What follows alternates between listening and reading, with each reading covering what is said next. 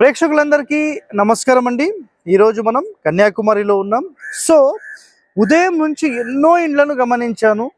So individual houses అయితే గనక కొన్ని సెంటర్ నుంచి లెఫ్ట్ ఆర్ రైట్ ఇలా అడ్జస్ట్మెంట్స్ ఉన్నాయి, కొన్ని ఈశాన్య ద్వారాలు ఉన్నాయి. మ్యాక్సిమం అయితే ఈశాన్యంలో లేకుండా 60 to 80% మనకు కన్యాకుమారిలోనే కనిపించింది. అలా ఎన్నో ప్లేసెస్లో మనకు సెంటర్ డోర్స్ కూడా కనిపించాయి.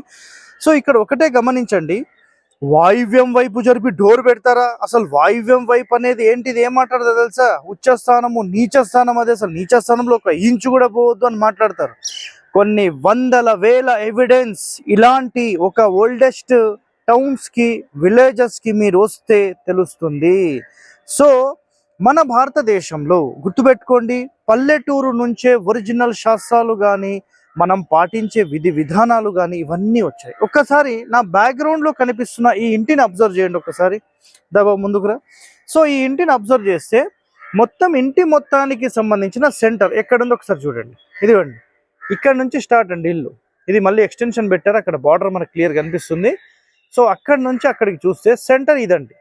సెంటర్లో డోర్ ఉందా? ఇక్కడ రైట్ సైడ్ వాయువ్యం నుంచి 4వ స్థానంలో డోర్ తీసుకున్నారు. ఇక్కడ చూడండి, పైన కూడా మీకు రేకులు చూపిస్తాను. ఇక్కడ ఇటుకలది ఇదొక వరుస, ఇదొక వరుస, ఇదొక వరుస. సెంటర్ డోర్ అంటే ఇక్కడ రావాలి. సెంటర్ ఇది సెంటర్ డోర్ రైట్ సైడ్ కి జరిపి పెట్టారు.